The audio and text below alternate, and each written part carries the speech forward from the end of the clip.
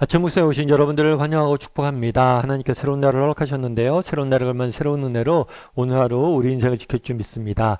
오늘은 개발하리라 라는 제목을 가지고 요한복음 1장 35절부터 42절까지 말씀을 함께 살펴봤으면 좋겠습니다.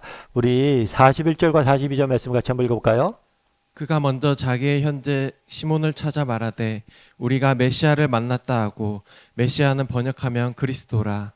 데리고 예수께로 오니 예수께서 보시고 이르시되 내가 요한의 아들 시몬이니 장차 게바라 하리라 하시니라. 게바는 번역하면 베드로라. 예. 여기서 그는 누구냐면 안드레예요. 안드레는 원래 세례 요한을 따르는 제자였죠. 근데 세례 요한의 소개를 받고 세례 요한의 소개로 예수님을 만나서 예수님을 따르게 된 거예요. 그런 다음에 안드레가 누굴 찾아왔어요? 시몬을 찾아왔어요. 시몬 우리가 알고 있는 베드로예요. 베드로의 원래 이름은 시몬이었어요. 이 시몬을 찾아왔어요. 시몬을 찾아와서 말하되 뭐라고 얘기하냐면 우리가 메시아를 만났다 하고 그를 뭐예요? 예수님에게 데려옵니다. 다르게 말하면 안드레는 자기의 형제인 베드로를 예수님에게 안내한, 전도한 케이스죠. 그러면 어떻게 안드레는 베드로를 예수님에게 안내할 수 있었을까요? 그리고 베드로는 어떻게 안드레의 말을 듣고 따를 수 있었을까요? 아주 간단하게 되어 있잖아요. 근데 오늘 본문에 굉장히 중요한 원리가 하나 있어요. 그건 뭐냐면 우리가 예수님을 만났다. 메시아를 만났다라는 거예요. 다르게 말하면 이런 거죠. 안드레는 감격에 차 있었어요. 어떤 감격에 차 있었어요? 우리가 정말 기다리던, 정말 성경이 약속한, 구약 성경이 약속한 그 메시아가 여기 오셨다. 그 예수님을 만났다라는 그 감격에 차 있었어요. 그래서 그 감격을 전한 거예요. 야, 우리가 기다리던 메시아를 만났어. 그 감격에 차 있다 보니까 뭐예요? 그 감격으로 인해서 베드로를 전도한 거죠. 사실 이것은 굉장히 중요한 거예요. 사실 왜 세상이 예수님을 믿지 않습니까? 우리가 감격하지 않았기 때문이에요. 우리가 정말 예수님을 좋아하고 예수님에게 만나서 감격하고 예수님을 즐거워하지 않는데 세상이 예수님을 믿겠습니까? 어쩌면 세상이 모르고 예수님을 모르고 세상이 예수님을 믿지 않는 이유는 우리가 정말 예수님을 믿지 않기 때문일지 몰라요. 우리가 정말 예수님을 만났다는 사실로 인해서 감격하고 기뻐하고 즐거워한다면 세상이 우리의 기쁨에 대해서 우리의 감격에 대해서 우리의 즐거움에 대해서 관심을 갖겠죠. 그리고 만나게 되겠죠. 저희 아이가 있는데 아이가 이제 학교 친구가 있어요. 학교 친구가 있는데 그 학교 친구를 이제 전도하려고 우리 교회 오자, 같이 오자 이렇게 전도하려고 노력하고 있어요. 근데 그 친구 이름이 뭐냐면 이름이 하은이에요. 하은. 그리고 제가 그 얘기를 듣고 야, 걔는 이름이 기독교적이다. 걔는 교회 다녀야겠다. 이름이 하은이잖아. 하나님의 은혜. 근데 교회를 안 다니고 있어요. 그래서 교회를 데려오려고 그러는데 교회에 좀 오려고 그랬는데 그 친구가 이제 부모님한테 저 교회 가려고 그래요. 친구 따라 그랬더니만 부모님이 못 가게 했다고 그래요. 그래서 결국에는 이제 오지 못했는데 좀 안타까운 마음이 있더라고요. 뭐 자세한 내막은 모르지만 처음 아이가 태어났을 때 하나님의 은혜라고 이름을 지으면서 뭐 믿음이 있었겠죠 그때. 근데 지금 믿음을 떠난 거. 그러다 보니까 자녀들에게 믿음이 전수가 안 되는 거죠. 요즘 젊은이들이 교회를 많이 떠난다고 이야기를 해요. 근데 젊은이들 문제가 아닐지 몰라요. 결국에 우리의 문제일 수 있죠. 그래서 저도 요즘 많이 기도해요. 저희 때만 해도 한 반에 뭐 3분의 1, 4분의 1이 예수님 믿었다고 그랬거든요. 그리고 우리 주변에 정말 예수님 믿던 친구들이 많았어요. 근데 지금 다 예수님을 떠난 사람들 그 중에서 많아요. 야, 저들에게 정말 예수님이 돌아와야 되는데. 그날에 안드레가 이야기했잖아요. 베드로를 초청을 해요. 초청하는데 별 얘기 안 해요. 우리가 예수님을 만났다. 정말 내가 감격하니까 그 감격이 전해지는 거예요. 결국 우리의 문제는 뭡니까? 우리가 예수님을 안 믿는 거예요. 부모 세대가 안 믿는데 자녀 세대가 어떻게 믿어? 정말 우리가 예수님을 진심으로 믿고 예수님을 따르는 걸 정말 믿는 걸 좋아하고 기뻐하고 감격하고 그것들 자녀들이 보면 자녀들 믿음 생각을 가질 수밖에 없죠. 정말 저도 그래요. 저희 어머니 생각할 때마다 정말 그렇게 힘들고 어려운 형편 속에서도 정말 예수님을 믿고 동행하고 그것들을 이겨내는 모습들을 보면 아, 저게 신앙이구나 보게 되는 거죠. 여러분, 우리가 먼저 감격에 빠져야 됩니다. 먼저 우리가 예수님을 좋아해야 돼. 먼저 우리가 참 신앙인이 돼야 돼. 그래야지만 우리가 전할 수 있는 거. 그렇게 해서 베드로가 뭘 합니까? 예수님에게 와요. 안드레의 초청을 받아서 그랬을 때 예수님이 베드로를 보고 뭐라고 그랬냐면, 원래 시몬이니까 시몬을 보고 뭐라고 했냐면, 장차 너를 개발할 것이다. 이름을 바꿔줘요. 이 개발한 뜻은, 이름이 뭐냐면 반석이란 뜻이에요. 그런데 성경에서 이름은 단순한 호칭이 아닙니다. 단순히 어떤 A, B, C 이런 호칭이 아니에요. 이 이름은 한 사람의 존재의 성품과 그가 가진 사명과 그가 가진 역할들을 보여주는 것. 다르게 말하면 뭐냐면 네가 반석과 같은 존재가 될 것이다 라고 이야기를 하신 것. 그런데 우리가 주목할 건 뭐냐면 베드로의 이름을 언제 바꿔줬냐는 것. 정말 이때 베드로가 정말 5천 명을 전도하고 3천 명을 회개시키고 그랬을 때 베드로가 감옥에서도 굴하지 않고 복음을 전할 때 베드로를 개발하고 부른 게 아니에요. 아무것도 없고 보잘것없는 갈릴리 어부였을 때 그의 내면에 잠겨져 있는 가능성을 보고 꿈을 보고 뭐라고 그런 거예요? 반석이라고 이름 불러 준 거예요. 여러분 알래스카 아시죠? 알래스카. 이게 미국의 영토인데 지금은 미국의 영토예요. 그래서 이 알래스카는 우리 남한의 한 17배 정도 된다고 그래요. 근데 이 원래 땅이 알래스카가 미국의 땅이 아니었어요. 원래는 누구의 땅이었냐면 러시아 땅이었어요. 러시아 땅. 러시아 땅인데 러시아가 재정 위기가 좀 있었어요. 그래서 미국에 이 땅을 판 거예요. 팔았을 때 얼마에 팔았냐면 720만 달러에 판 거예요. 그러니까 예를 들면 1제곱킬로미터 를 얼마에 산 거냐면 5달러, 5천 원에 산 거예요. 그러니까 운동장보다 더 큰 땅을 5천 원 주고 산 거예요. 5천 원 주고. 그러니까 엄청난 거죠. 그런데 이 땅을 샀을 때 미국에서 굉장히 반발이 있었어요. 이 땅을 산 사람이 누구냐면 윌리엄 수어드 장관인데 뭐라고 막 신문에서 막 그런 욕을 했어요. 무슨 얘기냐면 그 큰 돈을 주고 왜 냉장고를 사냐. 쓸모없는 냉장고를 샀다고. 온갖 비난을 했어요. 바보짓이라고. 그런데 나중에 이 땅을 산 다음에 어떤 일이 있었냐면 이 땅에 알래스카의 지하 자원이 숨겨져 있는 게 발견된 거예요. 그래서 이 알래스카에 숨겨져 있는 지하 자원 중에 철만 해도 4천만 달러. 4천만 달러의 양의 철에 숨겨져 있는 거예요. 철뿐만이 아니죠. 석유, 온갖 지하 자원이 풍성하게 되어 있는 거예요.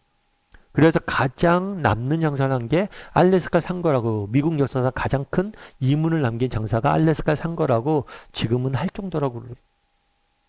그런데 이 사람은 뭘 본 거예요? 사람들이 어려운 땅이다. 쓸모없는 땅이다. 정말 북극에 있는 그 쓸모없는 땅이다. 냉장고다 생각했지만 그 안에 숨겨져 있는 가치를 이 사람은 볼 수 있었던 거죠. 참 놀랍다라는 생각, 해안이 놀라운 거죠. 그날의 베드로도 마찬가지. 어쩜 베드로 보면 그냥 그냥 어부예요. 갈릴리에 그냥 어부고 평범한 사람이. 그런데 하나님께서 그 안에 있는 개발을 보신 거죠. 참 그거 보면서 참 여러 가지 생각이 들었어요. 우리도 정말 하나님 마음으로, 하나님의 시각으로 우리와 서로를 볼 수 있었으면 어떨까라는 생각이 있어요. 지금 당장 우리의 인생은 뭐예요? 초라해 보일지 몰라요. 하지만 하나님께서 우리를 어떻게 보내셨어요? 정말 특별한 존재로 지으셔서 우리를 보내신 거예요. 우리 한 사람 한 사람을 향한 하나님의 꿈과 비전이 있어요. 이건 성경의 일관된 가르침이에요. 정말 개발하라 불렀지만 이 부른 표현은 단순히 베드로에게만 해당되는 게 아니에요. 우리 모두에 대한 꿈과 기대를 가지고 부른 거예요. 여러분 만약 우리에 대한 기대와 꿈이 없었다면 우리를 위해서 왜 십자가에 죽습니까? 정말 예수님께서 우리를 위해서 십자가에 죽으셨다는 것은 우리를 향한 기대와 꿈이 있기 때문에 우리는 그런 존재들이 아니란 거. 정말 이런 마음들을, 하나님의 마음을 알았으면 좋겠어요. 하나님이 나를 향한 꿈이 있다. 하나님이 나를 향한 선한 계획이 있다. 하나님이 나를 향한 비전이 있다. 나를 개발할 것이다. 이런 믿음들 가지고 하루하루 살았으면 좋겠어요. 그리고 우리 주변의 사람들 그렇게 바라봤으면 좋겠어요. 우리 자녀들을 바라볼 때도 하나님께서 우리 자녀를 향한 꿈이 있을 거예요. 우리 하나님께서 큰 비전이 있을 거예요. 그런 믿음을 가지고 바라볼 줄 아는 사람이 되었으면 좋겠습니다. 오늘은 정말 말씀 살펴봤는데 우리에게 안드레가 가졌던 그런 메시아를 만났다라는 감격이 있었으면 좋겠습니다. 그리고 우리가 정말 개발을 하리라 이런 꿈과 비전을 가지고 우리 자신과 서로의 삶을 바라볼 줄 아는 저나 여러분이 되기를 주님으로 소원합니다. 우리 이 시간 함께 기도했으면 좋겠는데요. 기도하실 때 오늘 말씀 기억하면서 기도했으면 좋겠습니다. 우리가 먼저 감격이 있어야 되겠습니다. 우리가 정말 메시아를 만났다. 기쁨이 있었으면 좋겠습니다. 우리가 먼저 예수님을 만나는 것이, 믿는 것이 너무나 좋고 기쁘고 즐거운 일이 되었으면 좋겠습니다. 우리가 기뻐하고 우리가 좋아하지 않는데 누가 예수님을, 세상이 어떻게 예수님을 좋아합니까? 믿습니까? 우리가 먼저 예수님을 좋아하고 기뻐하고 감격이 겨웠으면 좋겠습니다. 그리고 또 우리가 개발하리라. 정말 서로에게 그런 마음들을 가지고, 그런 눈들을 가지고, 시각들을 가지고 바라볼 줄을 아는 사람 되었으면 좋겠습니다. 이 시간 오늘 말씀 기억하면서 한 목소리로 같이 기도하도록 하겠습니다. 같이 기도하시겠습니다.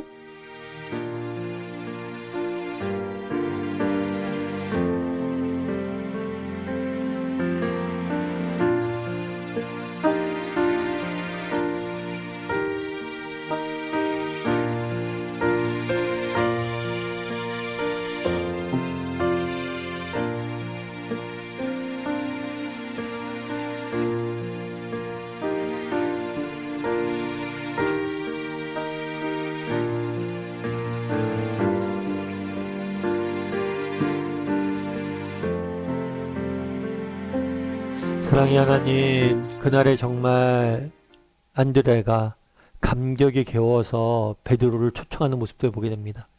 정말 우리의 문제는 이런 감격이 사라진 것은 아닌지, 우리가 정말 예수님을 좋아하고 믿음을 갖는 걸 즐거워하지 않는데 어떻게 세상이 예수님을 알겠습니까? 우리가 먼저 즐거워하고 기뻐할 수 있도록 주여 붙잡아 주시옵소서. 아버지, 그날에 베드로를 부르실 때 개발하리라 부르셨습니다. 이것은 우리에게 동일하게 주신 음성임을 저희가 믿습니다. 우리를 향한 꿈과 비전과 계획을 가지고 우리 한 사람 한 사람을 선택하고 부르셨음을 믿습니다. 지금 당장의 삶이 초라하다 할지라도, 지금 당장의 삶이 보잘것없다 할지라도 하나님의 이런 부르심의 계획을 바라보고 그것들을 꿈꾸며 하루하루 정말 하나님의 시각으로 우리의 인생과 우리 주변 사람들 바라보며 살아갈 줄 아는 우리 모두가 될 수 있도록 주여 붙잡아 주시옵소서. 정말 우리 자녀들이 어떻게 얼마나 놀랍게 하나님 앞에 쓰임받을지 누가 알겠습니까? 그런 믿음을 가지고 늘 서로를 바라보고 사랑할 줄 아는 우리 모두가 될 수 있도록 주여 붙잡아 주시옵소서. 은혜 감사드리며 모든 말씀 예수님의 이름으로 기도드립니다. 아멘.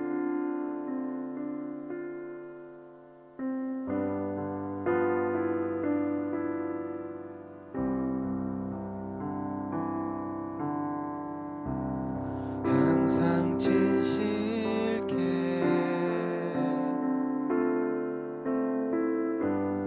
내 맘 바꾸사